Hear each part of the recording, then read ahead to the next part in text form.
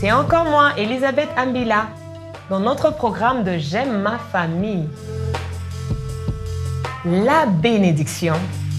Bénédiction, tout court, ça veut simplement dire des bonnes paroles. On souhaite, quand on souhaite à quelqu'un des bonnes paroles, on est en train de bénir la personne, on est en train d'appeler quelque chose de positif dans la vie d'une personne. Simplement ça.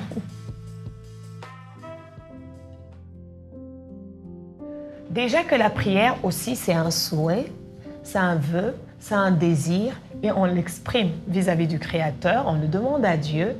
Et une bénédiction, c'est dans cette prière-là, c'est que nous sommes en train de demander. Elle est bonne.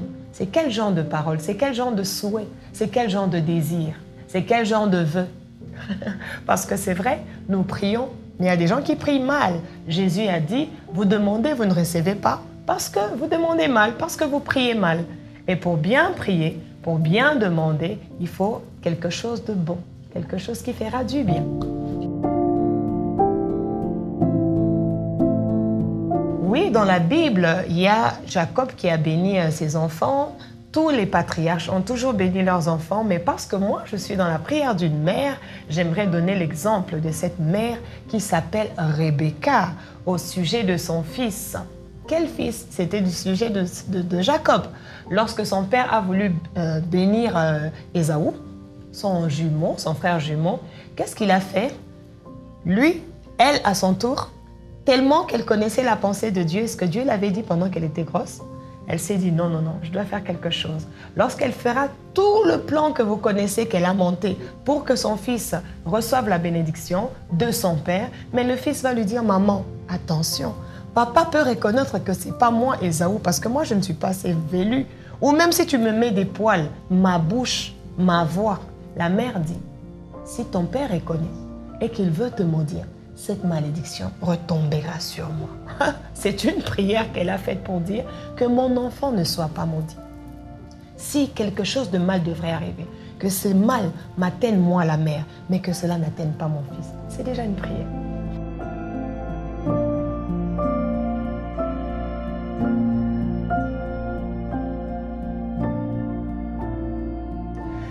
Par exemple, la prière de Naomi face à Ruth, c'était une prière de bénédiction parce que déjà Naomi était très émue de voir que ma belle-fille, malgré que son mari n'existe plus, malgré que son beau-père non plus ne vit plus, mais elle est restée avec moi. Elle a préféré faire alliance avec mon Dieu. Elle a préféré vivre avec moi, moi qui suis veuve, qui ne pourra plus encore tomber grosse, avoir un enfant pour qu'elle puisse se remarier. Mais à cause de cela, cela a déclenché une prière dans Naomi. Et qu'est-ce que ça a déclenché comme prière? Elle lui a dit son souhait. Je disais tantôt que la prière de bénédiction, c'est un souhait positif. C'est un bon souhait, des bonnes paroles, des bonnes choses qu'on aimerait que cela arrive dans la vie d'une personne, tout en le demandant auprès du Seigneur. Elle a demandé, elle lui a dit, je veux assurer ton repos. Je veux assurer ton repos où? Dans la maison d'un homme. Elle bénissait déjà sa belle-fille pour dire, même si tu avais perdu le premier foyer, mais maintenant, moi je veux assurer à nouveau ton repos dans la maison d'un homme. C'est une bénédiction et c'est une prière.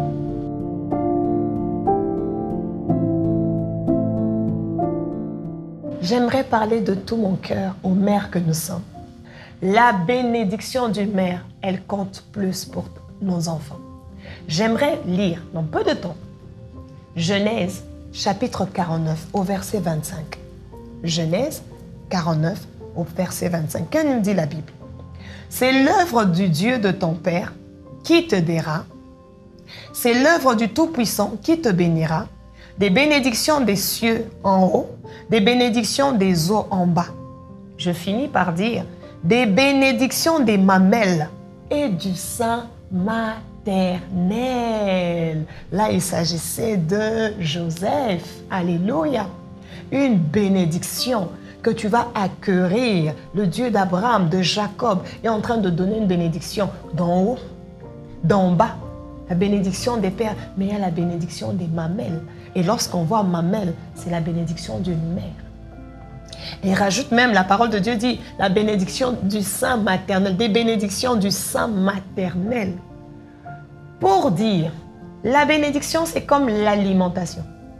La bénédiction, c'est ce que tu es en train de nourrir tes enfants. Une bénédiction, c'est une vie que vous êtes en train de transmettre aux enfants durant tous les cours de leur vie, durant toute leur destinée. Et la bénédiction d'une mère, personnellement, elle pèse parce que la mère a une histoire longue avec l'enfant depuis lorsqu'elle le porte dans son sein.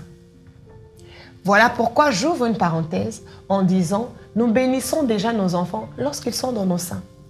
Nous prions déjà pour nos enfants lorsqu'ils sont dans nos seins.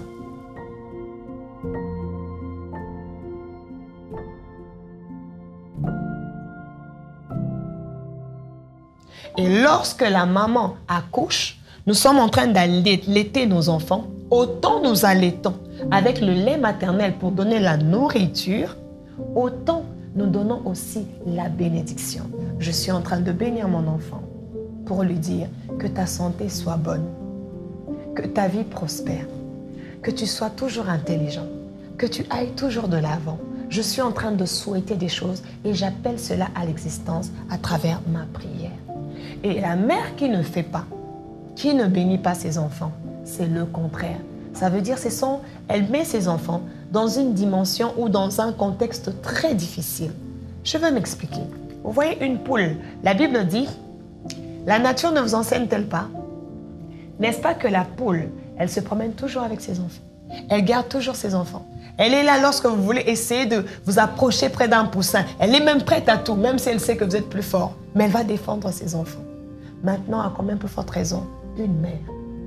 Parce que là, ce n'est pas le coq qui le fait, c'est une poule. Mais si une poule peut le faire, à combien plus forte raison, une mère? Créée à l'image de Dieu. C'est elle qui doit couvrir. Et lorsqu'elle ne couvre pas de bénédiction, elle expose. Et là, c'est n'importe qui. Le serpent viendra, le canard viendra, le loup viendra. Et tant de mauvaises choses pourront atteindre les enfants. Les enfants dont les mères ne bénissent pas sont des enfants qui ont beaucoup de difficultés pour aller de l'avant. Pourquoi? Je m'explique. Parce que le rôle déjà d'une mère, autant elle bénit spirituellement pour que l'enfant aille de l'avant à travers ses paroles, à travers ses souhaits, à travers sa prière, autant elle est nourrie, elle est vêtie, elle fait toutes choses pour les enfants.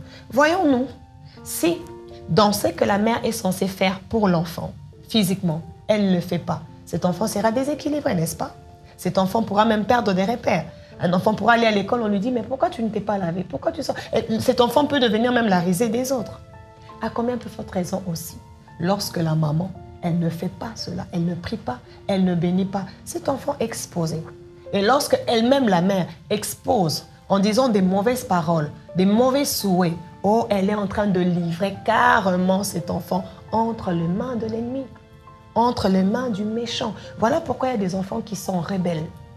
Voilà pourquoi il y a des enfants qui n'aiment pas du tout leur mère. Et j'aimerais ouvrir encore une autre parenthèse pour dire, nos mères, lorsque nous ne faisons pas ce que nous sommes censés faire, en bénissant les enfants, en priant pour nos enfants, et que nous sommes maintenant animés d'un autre esprit, et nous faisons des choses contraires à la bénédiction, donc nous maudissons nos propres enfants. Ces enfants-là, non seulement que c'est une sémence, où nous allons moissonner parce qu'ils vont nous faire du mal, ils vont nous haïr, ils ne vont pas nous aimer, mais aussi, ces enfants sont exposés à rencontrer aussi des femmes des mêmes genres que leur mère. Je connais plusieurs hommes dont leurs mères ont été des mauvaises mères. Dans le parcours de leur vie, ils ont eu aussi à rencontrer des mauvaises femmes. Pourquoi? Parce qu'on ne sème et on moissonne que c'est qu'on a sémé. C'est une sémence. Si vous bénissez votre enfant, vous êtes en train même de bénir la future mère de vos petits-fils, de vos petites-filles. Mais si vous êtes en train de maudire votre enfant, vous faites appel à la malédiction et à beaucoup. Donc vous vous reproduisez selon votre espèce dans tout ce qui est féminin dans la vie de votre enfant. Une mère bénit en tout temps. Une mère bénit la journée, elle bénit le soir, elle bénit à chaque instant. Avant de manger le repas, elle bénit. Même quand elle prépare le repas, elle bénit que ces repas ne soient pas mauvaises pour mes enfants, mais que ces repas deviennent le corps, le sang de Jésus. Accorde à mes enfants la bonne santé, accorde à mes enfants tout ce qu'il faut. Une mère bénit en tout temps. Et depuis que l'enfant est dans le sein, dès que vous arrivez à l'hôpital, on vous dit que vous êtes déjà grosse, même si c'est des jours, commencez à bénir votre enfant parce que c'est une vie qui existe déjà. J'ai compris qu'il y a beaucoup de parents qui bénissent les enfants quand eux-mêmes, les parents, sont à leurs dernières heures de vivre. Ça veut dire lorsqu'ils veulent mourir. C'est quand ils se disent « Ah, mes enfants, venez, je veux vous bénir. » Je pense que non. Nous pouvons bénir nos enfants pendant que nous sommes forts, pendant qu'ils sont là en vie, pendant que nous-mêmes nous sommes aussi en vie, nous avons de la vigueur. Pourquoi? Pour voir cette bénédiction-là arriver. Parce que la Bible nous a montré qu'Abraham a vu la bénédiction d'Isaac, il a vu la femme d'Isaac, il a vu les enfants. Nous avons vu même avec Jacob, qui a vu les enfants même de Joseph, malgré qu'il était vieux. La bénédiction que nous donnons à nos enfants, donnons-les aussi quand nous sommes forts. Donnons-le, comme je peux dire, le matin. C'est un langage pour dire, pour qu'au long de la journée, ça veut dire au long de la destinée, que nous-mêmes aussi nous voyons ce que cette bénédiction est en train de produire dans leur vie.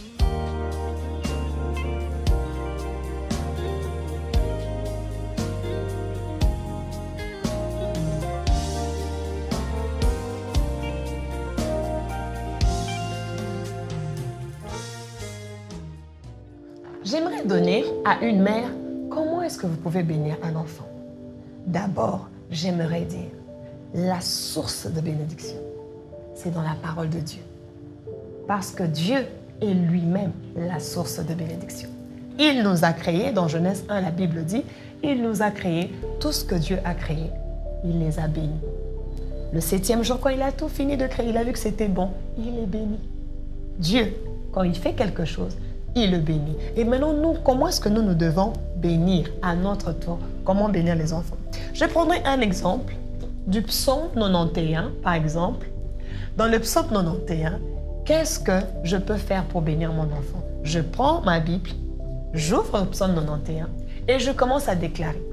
La Bible dit, c'est lui qui demeure sous l'abri du Très-Haut repose à l'ombre du Tout-Puissant.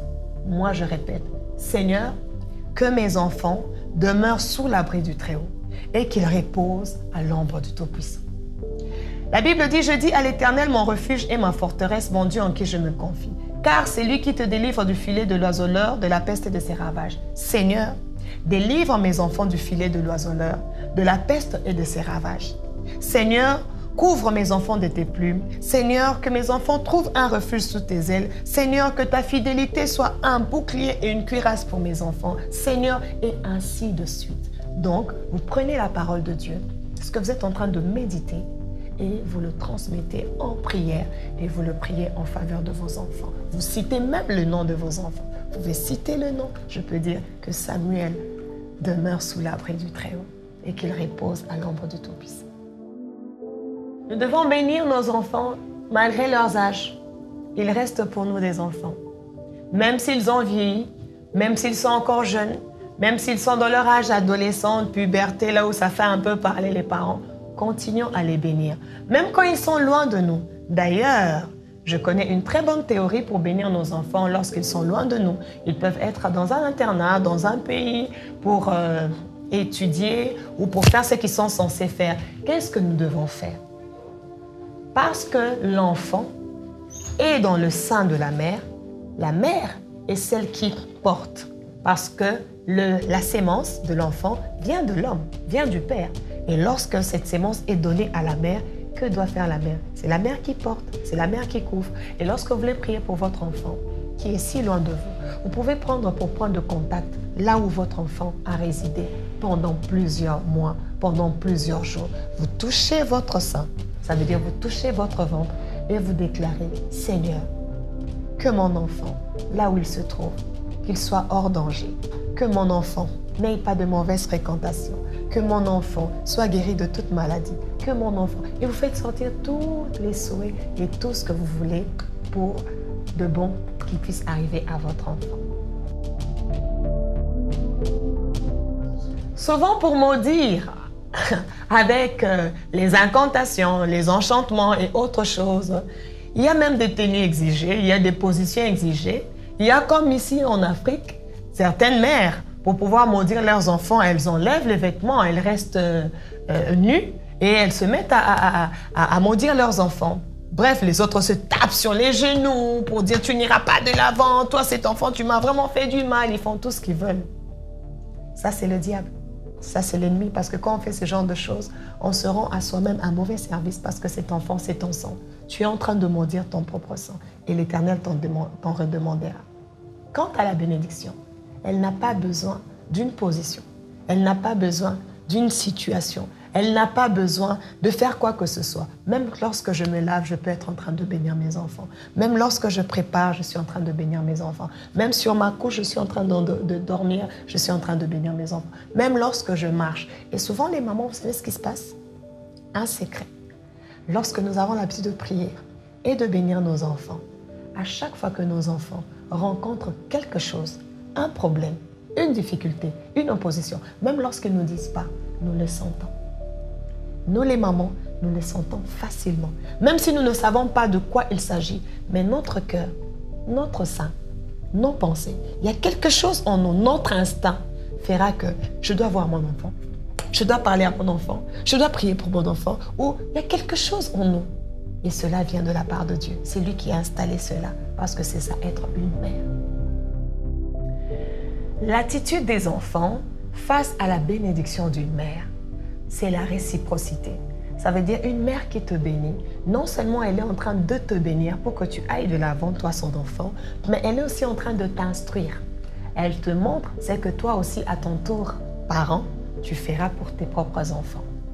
Et aussi, parce que la bénédiction, la prière, c'est une sémence, lorsqu'elle te bénit, toi aussi tu le bénis. La Bible dit, l'Éternel dit, je bénis ce qui te bénira. Donc, lorsque ta mère est en train de te bénir, toi aussi, tant qu'enfant, bénis ta maman. Et tant qu'enfant, reçois cela comme une instruction pour qu'à ton tour, que tu puisses aussi bénir. La Bible nous dit, dans Éphésiens, lorsqu'un enfant honore ses parents, il a une bénédiction de la part de Dieu. C'est quoi la bénédiction? C'est la longévité. Un enfant qui reçoit la bénédiction de sa mère est en train de recevoir une longévité. Donc, tu auras une longue vie. Et lorsque tu ne fais pas ce que tu es censé faire, ça veut dire lorsque tu n'honores pas. Donc, le contraire d'honorer, c'est déshonorer. Lorsque l'enfant déshonore son parent, lorsque l'enfant insulte, lorsque l'enfant méprise, lorsque l'enfant fait ce qui n'est pas bon, en déshonorant ses parents, en déshonorant cette mère, l'enfant s'attire la malédiction. Et l'enfant qui veut être béni de sa maman, cet enfant doit aussi faire des actes qui vont pousser la maman à bénir de plus en plus. Quelle sorte d'actes? Là, j'aimerais insister. On n'achète pas la bénédiction d'un parent. Ça veut dire, ce n'est pas si nous sommes nés à 3 et que moi j'ai plus d'argent que les 2 autres. Et quand je viens avec les présents, j'apporte à maman le pagne, j'apporte à maman tout ce qu'elle veut pour ses cheveux, tout ce qu'elle veut pour ses soins, parce que moi je donne et que les autres n'ont pas. C'est seulement moi qui va recevoir la bénédiction. Non.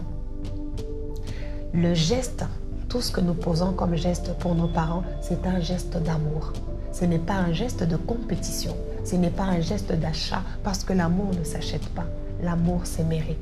Tout ce qu'un enfant fera par amour, je dis bien, par amour pour sa mère, c'est cela qui viendra et qui va lui donner en retour la moisson de la bénédiction. Je donnerai un exemple. Quelqu'un d'autre pour acheter un cadeau, donner à sa mère. Et lorsque sa mère dit « Oh, merci », même lorsqu'elle n'a rien dit d'autre à part ce merci, c'est déjà une bénédiction.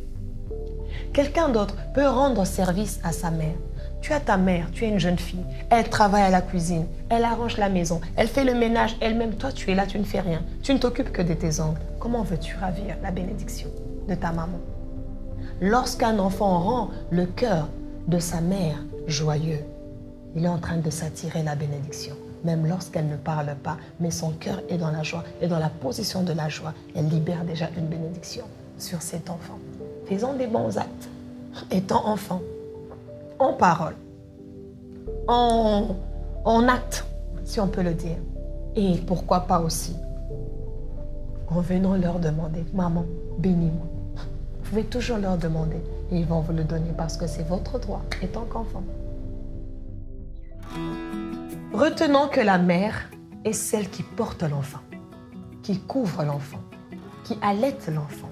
La mère fait des tas de choses avec l'enfant, même bien avant que tout le monde puisse découvrir l'enfant. Mais elle peut connaître déjà le caractère ou le comportement de l'enfant depuis que l'enfant est dans son sein.